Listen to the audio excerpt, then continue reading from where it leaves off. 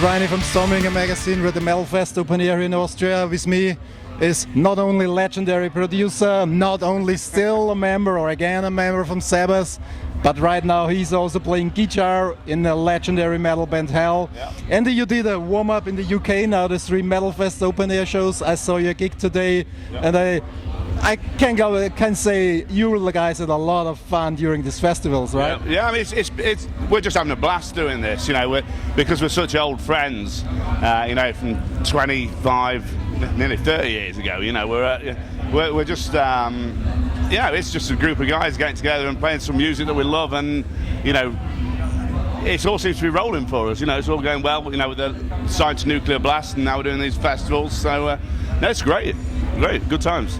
Is it just a rumor? Is it really true that Tim played the show today with a broken shoulder? Well, he broke his arm just after Christmas. You know, we had a lot of snow in the UK, and he fell over on the ice, and he's got all his arm pinned together, and it's not quite healed properly yet, but he's doing okay. You know? He's still hitting hard. Yeah. Let's talk about the history from Hell, because I'm the same age like you, and I can't remember that a metal band. You look a bit older than me. I am 2 years older than you. Yeah, it makes all the difference. And I can't remember that there is in the metal scene a band that had such a unique, or let's say such a legendary history like Hell. Yeah. Is it maybe this uniqueness that makes this band so special? Well, you know, I've been saying in a lot of interviews, you know, that they were just in the wrong place at the wrong time in the 80s. You know, people are sort of saying it, you know, new wave of British heavy metal band, but even the label is saying that. But when you look back at it, that whole scene was kind of dying when Hell came up. You know, they were formed in '82, and you think about it, you know, bands like Maiden, Saxon, Priest, all those bands were already established by then. So that scene was dying off, and we got lucky with Sabbath because we were a couple of years after Hell, and we sort of landed in on the thrash scene a little bit. And I think if Hell had landed, you know, a little bit later, they could have tagged in on the thrash scene and got a bit heavier. But yeah, it just really unfortunate, you know, with the label falling through, with Mausoleum going bust when they signed the deal with them. It took, you know, that took a year to go down. By the time that happened, you know, Kev had quit the band, and it just didn't work out, unfortunately. And I'd always knew how good the band was. I'd seen them from when I was 12 years old, and followed them locally. And live, it was just astonishing to see this, you know, this local bunch of guys who were putting on such a theatrical show. And I always knew the potential of it. And so when I met the guys again, I met Tim and Tony probably about 10 years ago, just in sort of the circles that we socialise in. And then we met Kev again about 3.5 years ago through his son, who's a metalhead. And his son was showing Kev all these albums I'd produced. And Kev was like, I'm sure I know this guy. I'm sure this is the kid that used to follow us around. And lo behold, it was. And his son got in touch with me and says, oh, my dad reckons he knows you. And that's how we found Kev again, because no one knew where he was. And then we started just, you know, messing around, recording a few of the old tracks just at my studio at weekends and when we had some downtime, just as a bit of fun, really. And we did it in blocks of 3 songs at a time. And we finished the album about a year ago now, a year and a half ago. And then we've just sort of been, again, shopping it round. We had 5 deals on the table. We had Century Media, Metal Blade, Nuclear Blast, Candlelight, there's another label as well, all wanted to sign the band. So there's a little bit of a bidding war at the end of the day as well, so it's good, you know.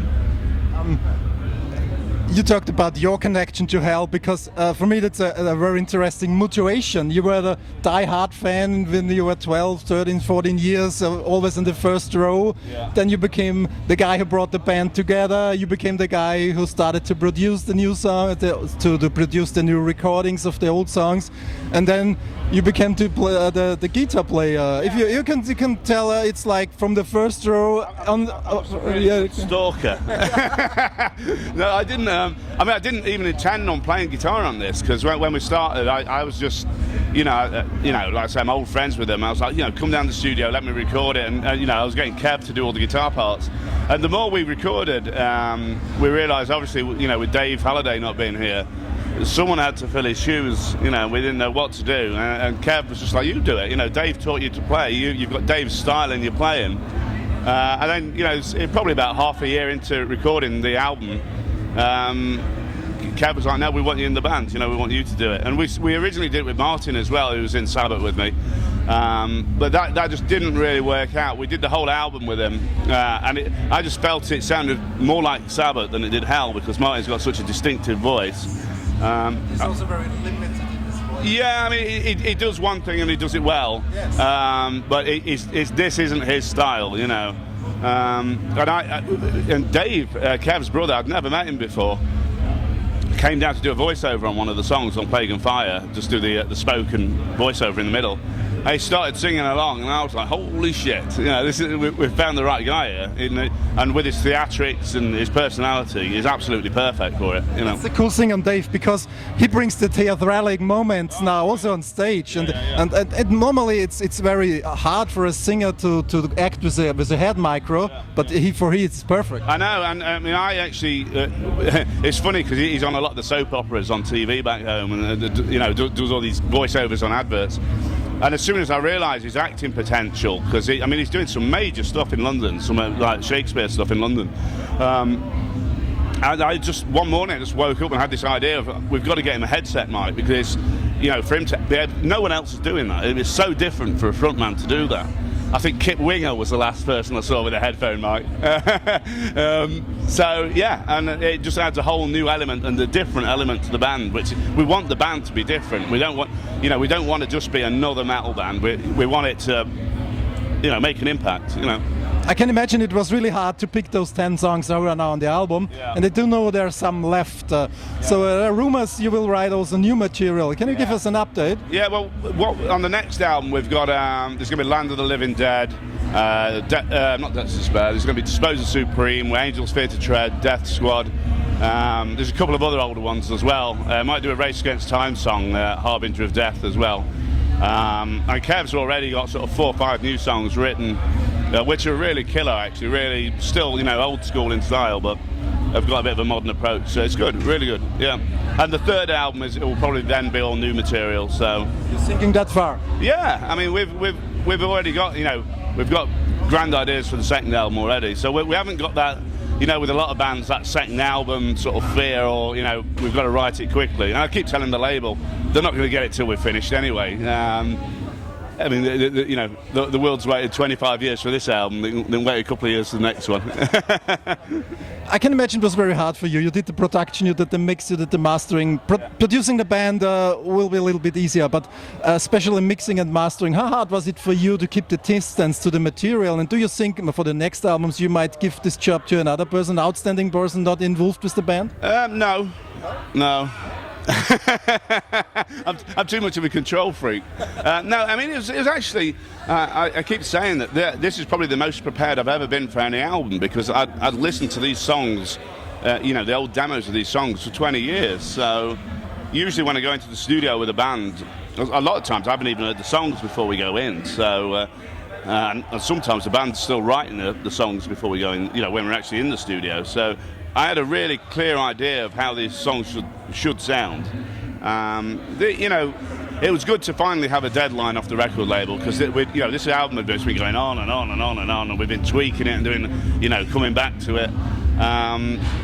But no, I mean, it was a little tricky towards the end, sort of waving. It's like waving your kid goodbye at school, you know. It's like casting it off into the big world, you know. But it was easy enough. You said you have the second and the third album already in mind. You will, of course, be playing a lot of live shows with Hell. Yeah. So do we have to fear that Andy Sneap will now reduce his production duties? Well, yeah. I mean, I would rather do this at the moment. You know, to be honest, if I'm honest with you, I am a little bored with just being sat in the studio every day. You know, I've done the same thing now for 16, 17 years, sat behind a mixing desk, and I always wanted to be a guitar player. You know, that's when I formed Sabbath when I was 15. That was my thing. I was a guitar player, and then I kind of fell into production. But I don't see why I can't make both happen. You know, I'm starting the New Testament album in 2 or 3 weeks. I'll be out in America again. I've just got back from LA a couple of weeks ago, so it's easy enough to try and make the two run side by side. And you know, fortunately, I'm my own boss, so I can call my own schedules on things, you know. But you know, I would have been doing it if I wasn't doing this now. I'd be out in the States doing the Megadeth album, but we couldn't make that schedule work. So yeah, this gets priority for me at the moment. Okay, I'm finished. The famous last words are for you. Famous last words? Yes. Oh no, just tell the people why they should listen to the Mighty Hell. Well, I think it's just so fresh. I mean, if you're looking for something different in the stagnating metal world that's going on at the moment, then check it out, because it's got, you know, although it's all from the 80s, I think it's got a really fresh attitude and proper songwriting, which I think is lacking a little bit these days, and actually it's got some melody in it, shock horror, but it's still got the heaviness and the theatrics. So yeah, check it out. You know, if you're looking for something a bit different, Hell. Check out Hell, Human Remains, one of the albums of 2011. Thank you Very much for your time.